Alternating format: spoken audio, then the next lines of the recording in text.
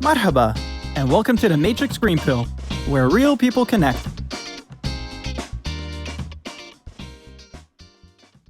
Hello and welcome back to the Matrix Green Pill podcast.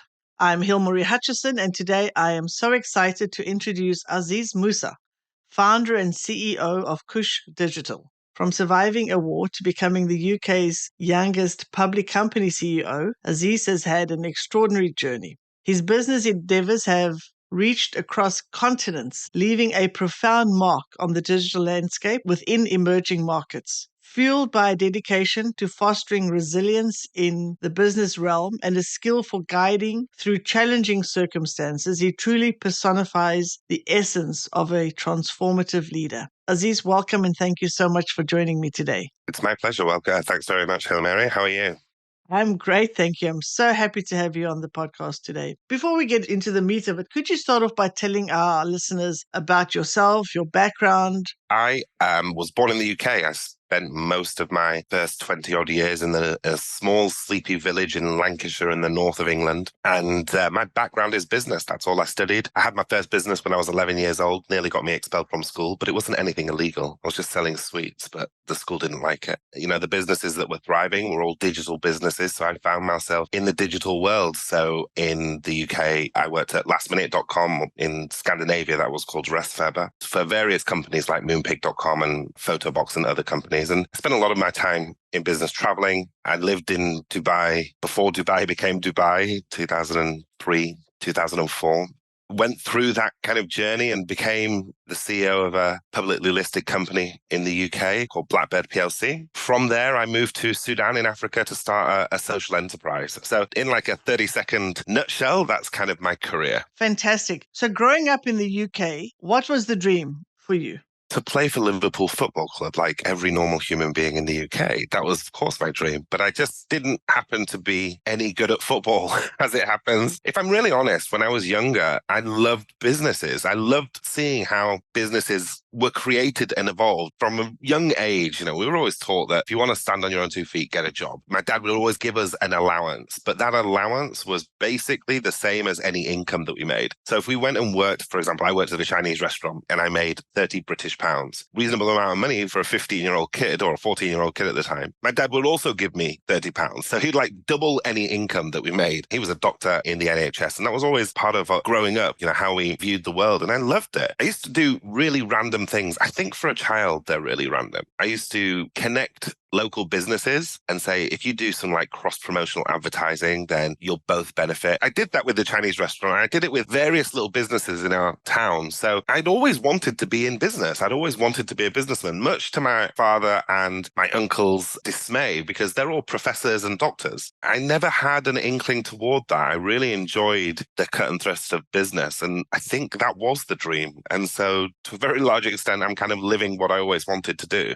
I don't think there's too many people that can say that they're living the dream that they had for themselves. And as you say, at 11 years old, starting your first business, you set yourself on that path from a very early age. I also love the fact that your father matched your income with your allowance. I think that was a very smart to motivate you. So it wasn't just giving you money. You work for some money and then I'll match it. I think that was a very clever way, a very good approach you had. Let's talk about the social enterprise in Sudan. What was that about? What got you to start that?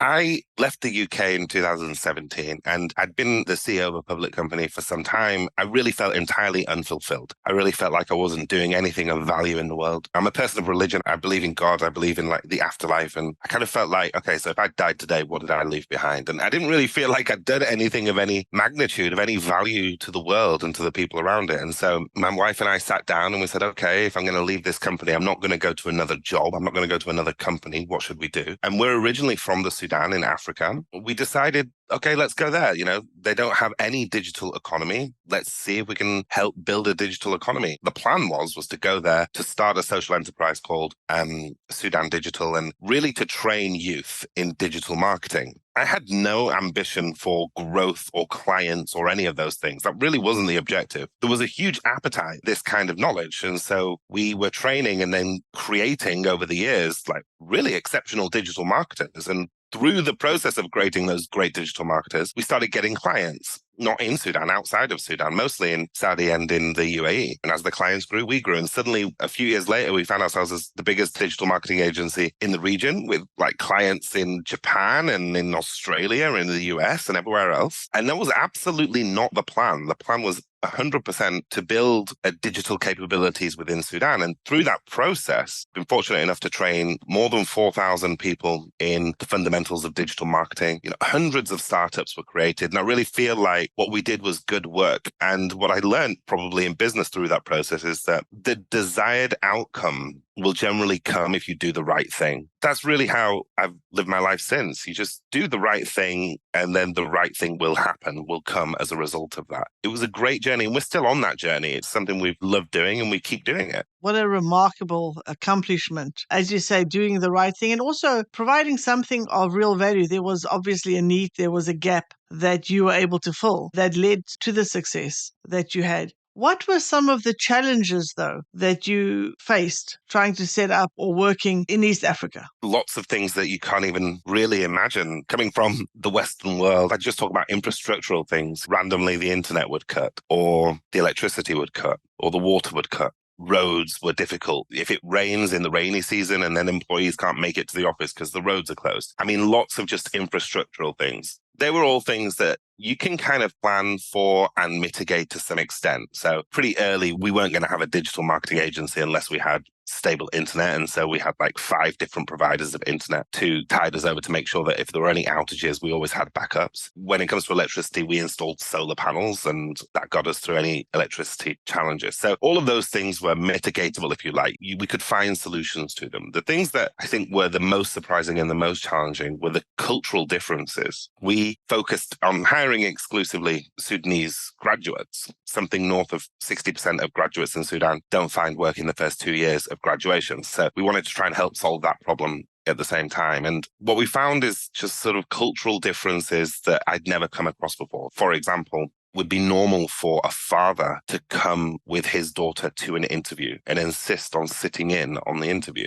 And I think the first couple of times that happened, I was like, what are we doing? It's just a cultural difference. It's a cultural nuance that we kind of had to get used to. So there were lots of challenges. Those challenges were my challenges, not Sudan's challenges, right? So they were things for me to solve, not for Sudan to solve. There aren't really any challenges that can happen in life that you can't overcome as long as you've got a mindset that everything's possible. I love that approach that you had to adapt to the region that you had moved to rather than expect the country to change to accommodate the way that you were used to things being done. Absolutely fantastic. Can you share maybe a story or an experience that highlights the resilience required to succeed in the competitive world of digital marketing? I can share lots. I don't think resilience is exclusive to digital marketing. Resilience is just a fundamental requirement of any entrepreneur, regardless of industry. You can be the owner of a gym, or you can be a digital marketing owner. You could be anything. Resilience is just a base level requirement. You can't even get into the game without that. I'll give you a story, I guess. So as many of your listeners will know, 15th of April, a war broke out in Sudan. That war broke out right in front of our office. And I literally mean in front of our office, like 50 meters away from where we were, and we could see the planes coming down. And it was very intense, I'll say. Living in Sudan, you kind of get used to expecting the unexpected. So we had contingency plans for lots of scenarios, including this scenario. And that kind of helps with resilience, because when you have the confidence that you have a plan in place if something goes wrong, it kind of allows you to just execute automatically when those things happen. Nothing really prepares you for war. Nothing prepares you for the sights and the smells and the sounds. Nothing really prepares you for that, except for having gone through challenges in life beforehand and being able to stay super calm and focused in that moment. The net result of the war was that, a week after the war had begun, we evacuated to Aswan in Egypt, where I am now. We evacuated much of our team there too. By the time we were all set up in Aswan in Egypt, the majority of our clients had absolutely no idea that we had left the war. There are lots of nuances within that, how we communicate with clients, what is automated, what do we use Zapier for in order to make sure that things are moving, how are things scheduled. There are lots of things that we had pre-planned for. If we had to go off the grid for a week, people wouldn't necessarily notice. And that's exactly what happened. being a business owner of any kind, in any industry, in any country, resilience is just a core facet of everything that you do. You've got little challenges like making payroll. I mean, that's not a little challenge. It's the main challenge that most businesses face. How do you make payroll at the end of every month? And when you build up that kind of resilience muscle, you kind of are able to navigate almost any challenge. I always think back to one of my mentors who said that you never really fail until you stop trying. That's kind of how I always saw business. You never really fail until the moment that you say,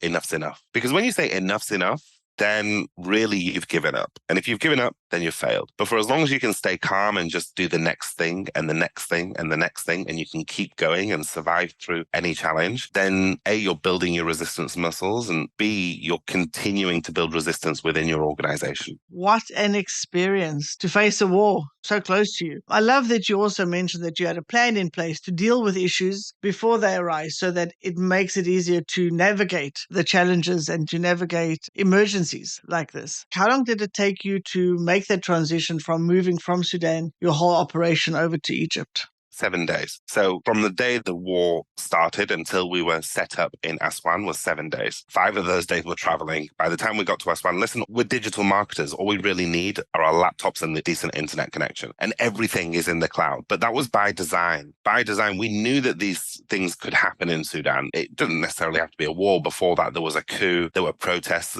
These things can happen in Sudan. The entire organization was built around geographic resilience. As long as we have a decent internet connection and some electricity, we could work in the middle of the desert. Doesn't make a difference to us. Because we had done all of that prep work, we had basically built the organization around that geographic resilience. By the time we arrived in Aswan in Egypt, our only issue was, all right, can we get an office? And we found an office straight away and we moved in. Honestly, it was quite fun. The first few weeks we were sat on beanbags that we just bought from the local shop, and we had the internet up and running immediately. The great thing in Egypt is that the infrastructure is really strong. The telco companies work really quickly, so you can call for a network and they're available sort of within a few hours that you'll have a decent internet connection. Yeah, for the first few weeks we were sat on beanbags and drinking coffee from the local coffee shop and all of that. And then, like all businesses, now we've got our desks and our offices and the mirrors and the flowers and the plants and all of that. But it took a week because we had pre-prepared so much of our business's infrastructure so that we could be geographically resilient. That's fantastic. I guess COVID did not have much impact on you because you were already able to work remotely if you needed to.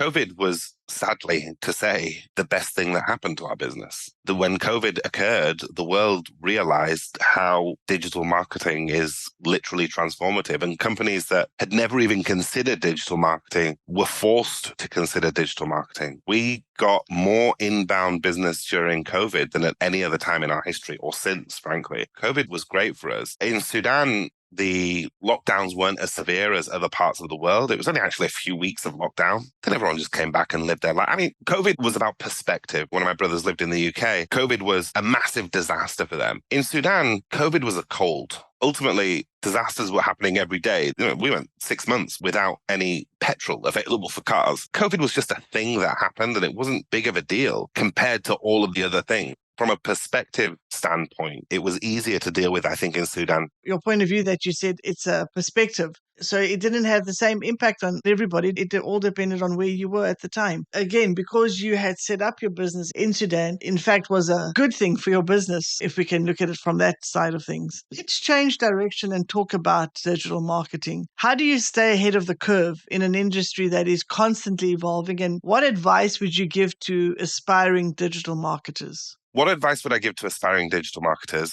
I guess the first thing is start digital marketing 10 years ago. That would have been helpful. This is probably the most interesting time in digital marketing in my entire career. How do you stay ahead of the curve? Let's start there, because actually it's almost impossible to do that now. There are new tools every day. I mean, when I started in digital marketing, some of your listeners will be old enough to remember something called the Big Daddy update, which was a massive Google update in 2005, which affected loads of businesses, including the businesses I worked at the time. When you live through those kinds of seismic shifts in the digital marketing landscape, things become easier. You understand that actually this is an evolving landscape and you have to kind of move with that landscape. And the algorithms have trained us to do that. For really since 2005 until 2021, 2022, we were always in that cycle of evolving with the algorithms and the tools. So the algorithms evolved, we evolved. The algorithms evolved, we evolved. A new tool comes in, we evolve with that. And they're all based around very similar paradigms. And then AI, it is now essentially impossible to stay ahead of the curve because the curve is moving so fast. Any digital market, in fact, any business, regardless of what industry they're in, that isn't incorporating artificial intelligence into the core of their operations will be obsolete in 5 years. It's that dramatic a shift. This is a bigger move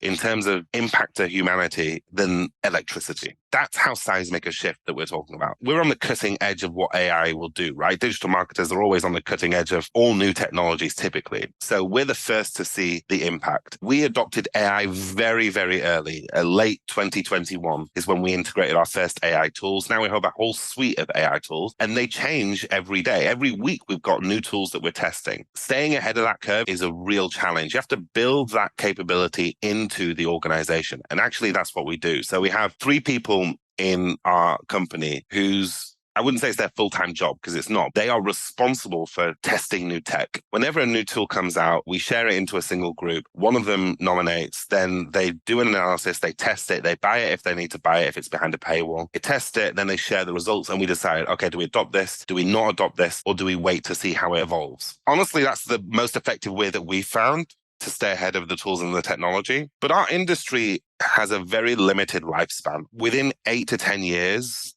the concept of a digital marketing agency won't even exist. AI will be that dominant in our industry and it'll be so available, it'll be so ubiquitous that literally anybody, the owner of a burger stand, could set up their own digital marketing agency through AI in 5 to 8 years. So we understand that. We know that there is a limited lifespan and we're already planning how do we evolve beyond AI in the future. That's really interesting. And I like your approach to that. You are trying out these various tools to see which ones are a good fit for your company that you can use. What would you say are the best AI tools that all companies should be using now? I'm going to say at the heart of our tool set is ChatGPT, right? So you got GPT-3, but really the paid versions, and then more importantly, the team version of ChatGPT, because the team version allows you to retain privacy of information, right? So the information you enter the AI isn't used for the AI's learning set. So that's kind of really important for us and for our clients. And it allows you to create your own GPTs, so your own mini AIs for very specific tasks. So I would say that's probably at the heart of our tool set. We have tried lots of variances of that. So we tried Bard and we've tried other ones. I'd say ChatGPT is right in the center. We use another tool called Munch. You can find it, I think it's getmunch.com, which is kind of cool. So when we do our own podcast, we just take that podcast recording, throw it into Munch. The AI transcribes it and then finds the TikTokable bits of content and cuts them so that you can instantly create reels and YouTube shorts and TikTok videos from a podcast. And we do that and we offer that as a service as well to other podcasters. They're probably the core ones.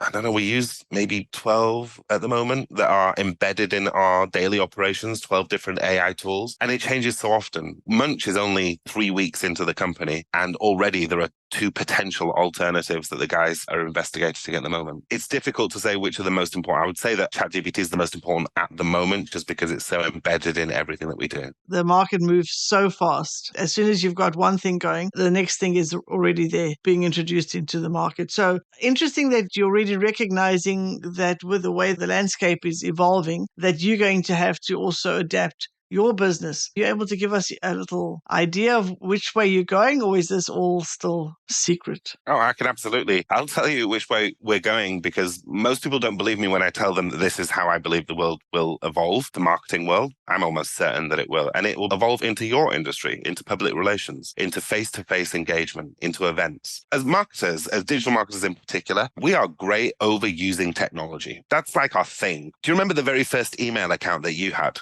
Do you remember it? Like the first work email account you ever got? I can remember my very first account because I still have it. So you remember in that early period, you'd get so excited when you got an email from anybody or even from a company, right? Absolutely. And now you get 100 emails a day and most of them you've got filtered and they go into spam boxes and things like that. Because we as marketers, that's what we do. We find a new channel and we exhaust it to the point of people getting irritated with it. This is the natural thing, the natural evolution of AI. We will push it to such an extent. Let's talk about not too far into the distant future, 18 months into the future. 18 months into the future, the ad channels that we all use on a daily basis, Meta, Business Suite, Google Ads, whatever it is, all of those ad channels will be AI driven. And what does that really mean? It means that today, Hilmary, when you open up your Instagram app and you're scrolling through the feed, you'll see ads that are targeted to someone who is like you. So someone who is within your age range, living within a radius of where you live, that has the behavioral traits of you, but not specifically you, just someone who is like you. In 18 months' time, we will be able to target you by name specifically. We won't be doing it. It will all be AI. So in that world, initially, there'll be shock and there'll be privacy concerns. And like everything within digital marketing, we'll just become totally accustomed to it. And then we as digital marketers will overuse it and we'll push it to the extent where people will become entirely desensitized to entirely personalized marketing. That is an end game for digital marketers. Because if I can target you specifically as an individual by name, knowing everything I need to know about you, and you are still not engaging with that creative, that advert, whatever it is, that email, that message, that means my job is done because I can't get more accurate than that. The only way I can get more accurate is to meet you face to face, to have a face-to-face discussion. That's why your industry, events and public relations, will become the future digital marketing industry of the world, because people will recognize that digital marketing's value is limited and really human contact is more important than anything else. And I think that all digital marketing agencies in the next 5 to 8 years will fall into two buckets. The first bucket is that they will become events and PR agencies. And the second bucket is that they won't exist. How fascinating. As you say, I think face-to-face human interaction, human contact is what is going to make the difference in the future. We've almost come full circle, going through the whole digital path and back to human interaction is what's going to remain important going forward. Just want to come back to our discussion earlier where you mentioned about training more than 4,000 individuals in digital marketing. Is that still an ongoing process for you? At that time, I was doing it in Sudan specifically with the aim of building like the Sudanese economy, the Sudanese digital economy. So I was doing it as a very deliberate exercise. I had partnerships with universities and I did it entirely free of charge, right? So it was very important to me that nobody paid a penny. I had agreements with universities and training centers that I could use their facilities for free, and they were all very generous, and with training academies that they would issue certificates. So it was a deliberate exercise that I went through. Now in Egypt, I'm not doing it in that kind of deliberate form, but the ethos is still the same, in that part of the value of that process was finding potential talent. So I would do the training and then I would put them through sort of exams and I could see potential talent within the pool of students and then I'd encourage them to apply. That same training exists, but we just apply it here in Egypt, but not on a mass level. Whenever we're hiring new talent, we just put them through that same training and those same exercises and then select from the talent pool that exists. And the great thing about Aswan in Egypt, it's a very, very young city. There's a huge university here and we have access to a huge talent pool, actually. And they're incredibly hard workers in Egypt, incredibly hard. Well, thank you very much for sharing your story with us and your insights. Now we've come to the segment of our show where I'll ask you some rapid fire questions, our version of a game show. Are you ready? I'm ready. You've lived in various countries, various continents. What is your favorite holiday destination? Anywhere that there's no internet, probably the Highlands of Scotland. Oh, yes, beautiful. What is your go-to comfort food? Chocolate. If you could invite one guest to dinner, who would it be? I guess Jesus of Nazareth. Oh, nice. What is one thing you do every day, no matter how busy you get? Exercise. Do you ever take time away from digital, from any electronics, put it that way? Yes, I have to deliberately detox at least once every 3 months. And how long do you do that for? At least a day, but preferably 3 days. Oh, excellent. Thank you for playing along. That was easy enough. Now, before we wrap up, we'd like to do our green pill moment. What was your green pill moment, the action or event that was the turning point for you or your career? I think I've had a few green pill moments. Maybe before I say which one's the most significant, I'll say that they all share a very similar trait. They were all the worst moments what I've realized about green pill moments is that they are the worst moments in history, but the best moments in time. And what I mean by that is that at moment, they are almost always a disaster or feel like a disaster. But with hindsight, when you look back in history, they're almost always the making of the next chapter of your life. I would probably say my biggest green pill moment was not the war. It was when I came back from an investor meeting whilst I was the CEO of a PLC and sat down with my wife and realized